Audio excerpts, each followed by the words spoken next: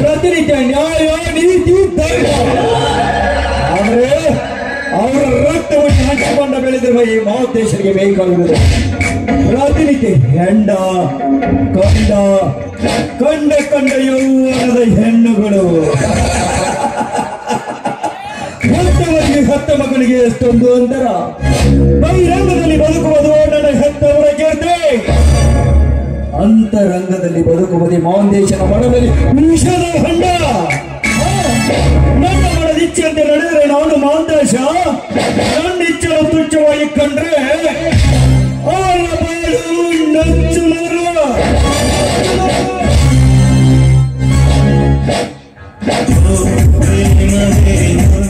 ಮಧ್ಯಾಹ್ನದ ಮುಗಿಸಲು ವಯ್ಯಾರು ಮಾಡುತ್ತಾರೆ ಇತ್ತು ಕಡೆ ಬರ್ತಾ ಇದ್ದಾಳೆ ಬರಲೆ ಸಮಯ ಸಂದರ್ಭ ನೋಡಿ ಅವರನ್ನು ಬೆಗೆದಪ್ಪೆ ಮುತ್ತಿರುವರೇ ಮಹಾದೇಶನ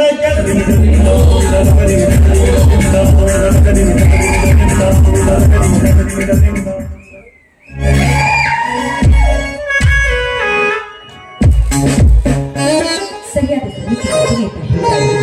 ಇನ್ನೂ ಬರಲಿಲ್ಲ. ನಾಳೆ 10 ನಿಮಿಷ ಲೇಟಾಗಿ ಬಂದಿದೆ. ನನ್ನ ಮುಂಡವಾಗಿಯೇ ಬಂದು ದಾರಿ ಕಾಯ್ದು ಹೋಗಿರ್ಬೋದು.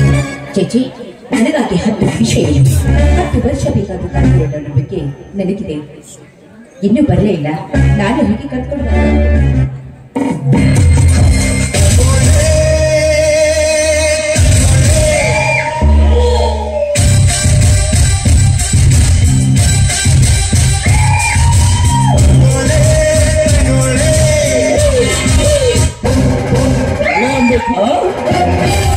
ರೆಕ್ಕೆಗಳ ಹಕ್ಕಿಯಂತೆ ಹಾರಾಡುತ್ತ ಅವಸರದಿಂದ ಆತರ ಪಟ್ಟು ಹೋಗ್ತಾ ಇದ್ದೀಯಲ್ಲ, ಎಲ್ಲಿಗೆ ನಿನ್ನ ಪಯಣ? ಅರಗಿನಿಯ ಅಂತರಂಗದಲ್ಲಿ ಬಯಸಿದ ಹಕ್ಕಿ ತಕ್ಕ ಸಮಯಕ್ಕೆ ಬರಲಾರದು ಕಂಡು ದಿಕ್ಕು ತಪ್ಪಿ ಹೋಗ್ತಾ ಇದೆಯೋ ಇಲ್ಲ ಪ್ರೀತಿಯ ಜೇನಡ ಸಭೆಯರು ತುಂಬಿ ಸರಿಯಾದ ಸಮಯಕ್ಕೆ ಬರಲಿಲ್ಲವೆಂದು ಕಾದು ಕಂಗಲಾಗಿದೆಯೋ? ಯಾಕೆ ಭಯ ಪಡ್ತಾ ಇದೆಯಾ? ಬಯಸದ ಬರುವ ಮುನ್ನ ಈ ಕಲ್ಪನಕ್ಕೆ ಹಕ್ಕಿಯನ್ನು ಧಿಕ್ಕರಿಸಬೇಡ. ಪ್ರೀತಿಯ ಪರಿಮಳ ಹೀರುವ ದುಂಬಿಯನ್ನು ಕಂಡು ಈ ನಿನ್ನ ಭಯ ಹುಟ್ಟಿದೆ. ಭಯ ಪಡಲು ನಾನೇನು ಗೊತ್ತಿಲ್ಲದು. ಹೆತ್ತವರ ಪ್ರೀತಿಯ ಆಶ್ರಯದಲ್ಲಿ ಅಣ್ಣ ತಿಂದು ಬದುಕಿದ ಒಲವುಳ್ಳ ಹಕ್ಕಿ, ಆಕಾಶದಲ್ಲಿ ಹಾರಾಡುವ ಹಕ್ಕಿಯನ್ನ ಕಂಡು ಕೊಕ್ಕಲವರ ನಿಮ್ಮಂತ ರಣ ಹದ್ದಗಳ ಕೈಯಲ್ಲೇ ಕತ್ತರಿಸುವ ಹಠ ಮಾರಿ ಹಕ್ಕಿ ನಾಡು. ಮಿಸ್ಟರ್ ನಾಗೇಶ್, ನಾನು ನಿಮ್ಮನ್ನ 3 ವರ್ಷಗಳಿಂದ ನೋಡ್ತಾನೇ ಇದ್ದೀನಿ. ಮಾತಿಗೂ ನನ್ನನ್ನ ನಿಮ್ಮ ಮೋಹದ ಬಲಿಯಲ್ಲಿ ಹಾಕಿಕೊಳ್ಳಲು ಪ್ರಯತ್ನಿಸ್ತಾ ಇದ್ದೀರಾ. ಹೆಜ್ಜೆಗೂ ನನ್ನ ನಾಳೆ ಮಾತಿನ ಮಾಡಿಕೊಳ್ಳಲು ಆತುರ ಪಡ್ತಾ ಇದ್ದೀರಾ. ಯಾಕೆ ನಿಮ್ಮಲ್ಲಿ ಈ ದುರಾಸೆ? ನಿಮ್ಮ ಆಸೆಯನ್ನ ಈಡೇರಿಸುವ ಹೆಣ್ಣು ನಾನು. ನಿಮ್ಮ ಕಣ್ಣಲ್ಲಿ ಹೆಣ್ಣಂದ್ರೆ ಏನಂತ ತಿಳಿದುಕೊಂಡಿದ್ದೀರಿ ನೀವು? ಮಾರುಕಟ್ಟೆಯಲ್ಲಿ ಮಾರು ಹಣ್ಣು ಅಂತ ತಿಳ್ಕೊಂಡಿದ್ದೀರಾ? ಇಲ್ಲ, ಕಾಲಿನಿಂದ ಒದೆಯುವ ಮಣ್ಣಿನ ಧೂಳು ಅಂತ ತಿಳ್ಕೊಂಡಿದ್ದೀರಾ? ಹೆಣ್ಣು ಅಂದರೆ ಪವಿತ್ರವಾದ ಪಾತ್ರದಲ್ಲಿರುವ ಬೆಣ್ಣೆ ಎಂದು ತಿಳಿದುಕೊಂಡಿದ್ದೇನೆ. ಈ ಬೆಣ್ಣೆ ಅಂತ ಹೆಣ್ಣು 3 ವರ್ಷಗಳ ಹಿಂದೆ ನನ್ನ ಕಣ್ಣಲ್ಲಿ ಹಾಲಾಗಿ ಕಂಡಿತು. ಹಾಲನ್ನು ಕುಡಿಯಬೇಕೆನ್ನುವ ಹಂಬಲ ಈ ನನ್ನ ಮನದಲ್ಲಿ ಹುಟ್ಟಿತು. ಆದರೆ ಆ ನಿನ್ನ ಪ್ರೇಕರ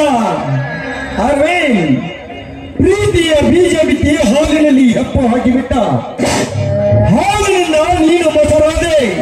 ದಿನಗಳ ಕಳೆದಂತೆ ನಿನ್ನ ಮನಸ್ಸು ಮದುವೆಗೆ ಮುಂದಾಯಿತು. ಈಗ ಹಾಲಿನಿಂದ ಮೊಸರಾಗಿ, ಮೊಸರಿನಿಂದ ಬೆಣ್ಣೆಯಾಗಿ ಈಗ ನೀನು ನನ್ನ ಎದುರಿಗೆ ಬಂದು ನಿಂತಿದ್ದೆ ಅಂಬಿಕಾ. ಈ ಸಮಯವನ್ನೇನಾದ್ರೂ ನಾನು ಕಳೆದುಕೊಂಡ್ರೆ ಬೆಣ್ಣೆಯಿಂದ ಕರಿಗೆ ತುಪ್ಪವಾಗಿ ದೇವರಿಗೆ ಮೀಸಲಾಗುವೆಯಾ? ಈ ನಿನ್ನ ಯೌವನದ ಬೆಣ್ಣೆಯನ್ನು ಕಾಣಿಗೆ ಕಾಣದಂತೆ ನಿನ್ನ ಬೇಕೆನ್ನುವ ಹಂಬಲದಿಂದ ಓಡಿ ಓಡಿ ಬಂದಿದ್ದೇನೆ. ಒಂದೇ ಒಂದು ಸಲ ನನ್ನ ಒಳಗೆ ಬಿಡು, ಇಲ್ಲದಿದ್ದರೆ ಆ ಬೆಣ್ಣೆಯನ್ನು ಕದ್ದು ತಿನ್ನುವ ಕಡು ಕಾರಣವಾಗಬೇಕಾಗಿದೆ.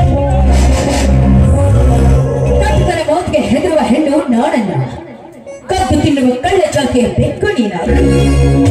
ಬೆಣ್ಣೆ ಮುಚ್ಚಿದ ಪಾತ್ರೆ ಬಲು ಭದ್ರವಾಗಿದೆ. ಬಾಯಿಗೆ ಬಾರದ ಬೆಣ್ಣಿಗೆ ನೀ ಕೈ ಚಾಚಿದ್ದಿ ಆದ್ರೆ ನಿನ್ನ ಕೈಗೆ ಸಿಗುವುದು ಬೆಣ್ಣೆ ಅಲ್ಲ, ನಿನ್ನ ಮೈ ತುಂಬ ಬೆತ್ತದ ಸೆಗಳು.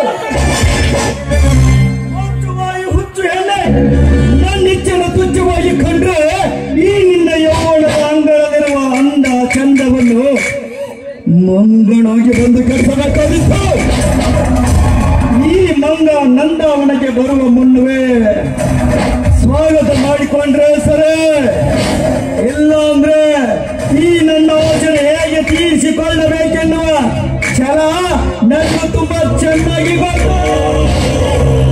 ಮುಚ್ಚೋ ಬಾಯಿ ಚಾಂಡಾಲ, ಇಚ್ಛೆ ಇಲ್ಲದ ಹೆಣ್ಣದ ತುಚ್ಛ ಕಾರ್ಯಕ್ಕೆ ತರದತಿ ಆದ್ರೆ ನಿನ್ನ ಗಂಡದಿಂದ ರುಂಡವನ್ನೇ ಕೊಂಡೊಯ್ಯಬೇಕಾಗುತ್ತೆ. ಮದ ತುಂಬಿದ ಮಂಗಳತೆ ಮಾತಾಡಿದ್ದೆ ಆದ್ರೆ ಚಾಮುಂಡಿಯಾಗಿ ನಿನ್ನ ರಕ್ತವನ್ನೇ ಕುಡಿಬೇಕಾಗುತ್ತೆ. ಕುದಿಯೋ ನನ್ನ ಕೋಪವನ್ನ ಕೆಣಕು ತಂದುಕೊಳ್ಳಬೇಡ. ಒಲೆಯಲ್ಲವರದ ಹೆಣ್ಣನ್ನ ಕೆಣಕುದು ಅಂದ್ರೆ ಹುತ್ತದಲ್ಲಿರೋ ಹಾವನ್ನ ಕೆಣಕಿದಂತೆ. ಮಿಸ್ಟರ್ ಮಾದೇಶ್, ಹೊಮ್ಮತನದ ಹುಚ್ಚಿನಲ್ಲಿರುವ ಗಿಡಕ್ಕೆ ಸ್ವಲ್ಪ ಸ್ವಲ್ಪ ಮುನ್ನೆಚ್ಚರಿಕೆ ಕೊಡ್ತಾ ಇದ್ದೀವಿ. ಎಚ್ಚರದಿಂದ ಬದುಕು. ಈ ನಿನ್ನ ಎಚ್ಚರ ತತ್ವದ ಉಪದೇಶದ ಮಾತುಗಳು ಈ ನನ್ನ ಭೂಗಾಲಿನ ಧೂಳಿನ ಶ್ರಮ.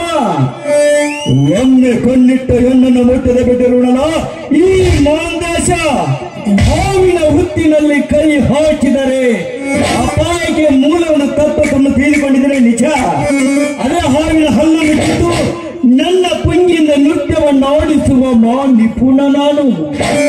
10 ಹಾವಿನ ವಿಷವನ್ನು ಕುಡಿದು ದಕ್ಕಿಸುವ ಧೈರ್ಯ ಮಾಂದೇಶದ ಮಂತ್ರದಲ್ಲಿ ತುಂಬಿಕೊಂಡಿರುವಾಗ ಅಪ್ರಾಲ್ ಒಂದು ಸಣ್ಣ ಜಾತಿ ಹೆಣ್ಣು ನೀನು ನನ್ನ ಕಣ್ಣಲ್ಲಿ ಒಂದು ಚಿಕ್ಕ ಚಿಕ್ಕ ಹುಡುಗನಂತೆ ಅಷ್ಟೇ.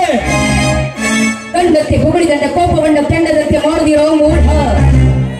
ವಿಷದ ಅಕ್ಷರಗಳಿಂದ ಹೆಣ್ಣನ್ನ ಸಣ್ಣ ಜಾತಿಯ ಹುಳುವೆಂದು ಭಾವಿಸಬೇಡ. ಒಮ್ಮೆ ಭಾರತದ ಇತಿಹಾಸದಲ್ಲಿ ಹೆಣ್ಣಿಗಾಗಿ ನಡೆದ ದುರಂತದ ಪುಟಗಳನ್ನೊಮ್ಮೆ ತಿರುವಿ ನೋಡು.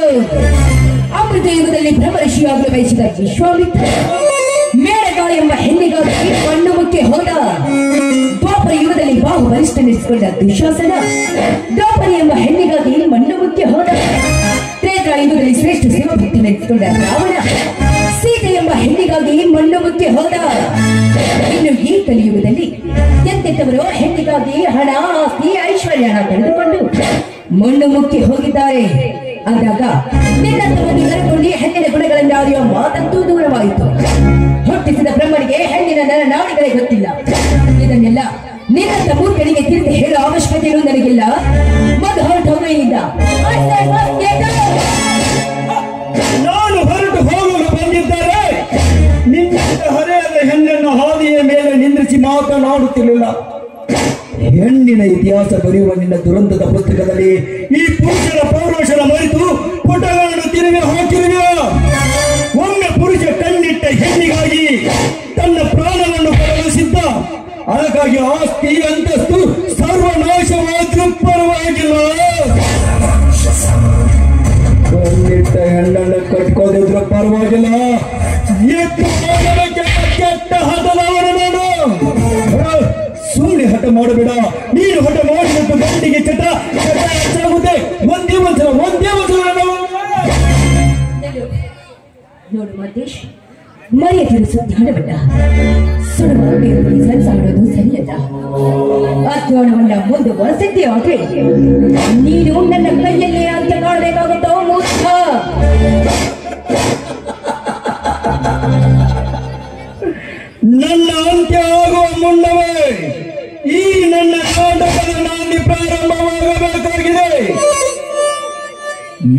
ನಾಟಕದಲ್ಲಿ ನೀನು ನಾಯಕಿಯಾದ್ರೂ ಸರಿ, ಖಳನಾಯಕಿಯಾದ್ರೂ ಸರಿ, ಒಟ್ಟಿನಲ್ಲಿ ನೀನು ಮಾತ್ರ ನನ್ನ ಆಗ್ಬೇಕಷ್ಟೇ. ಬೇಡ ಬೇಡ, ಹಠಕ್ಕೆ ಬಿದ್ದು ಅವಮಾನ ಬೇಡ, ನನ್ನ ಮಾತು ಕೇಳು. No no no no no no, ಮಾತು ಹೇಳುವ ಕೇಳುವ ಸಮಯ ಅಂತ ಮುಗಿದಾಯ್ತು.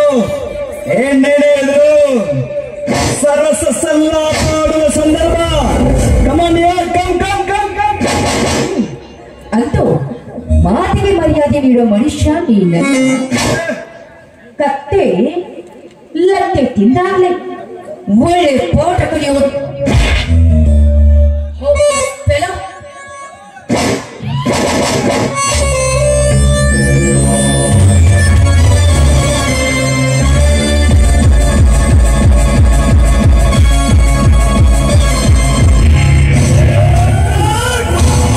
ಅವಮಾನ ಅವಮಾನ, ಸಹಿಸಲಾರದಷ್ಟು ಅವಮಾನ.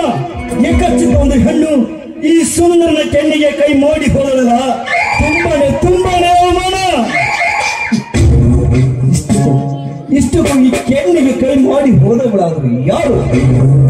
ನಾನು ವಯಸ್ಸಿದ ಪ್ರೇಯಸಿ, ನಾನು ಕಣ್ಣಿಟ್ಟ ಹೆಣ್ಣು. ಅವಳ ನೀಲ ಕೇಶ ರಾಶಿಯ ನೋಡಿ ಕಲಿದು ಹೋದೆ ನನ್ನೇನ. ಅವಳ ನೀಲ ಕೇಶ ರಾಶಿಯ ನೋಡಿ ಕಲಿದು ಹೋದೆ ನನ್ನೇನ. ಅವಳ ಜೇನು ಚಿನುಗುವ ತುಟಿಯ ನೋಡಿ ಹೇರಿಕೊಂಡೆ ಅವಳ ಮಧುರವಾಗಿದೆ. ಅಂಬಿಕಾ, ನೀನೆಲ್ಲೇ ಇದ್ರೆ ಮೊದಲು ನನ್ನವಳು. I love you Ambika.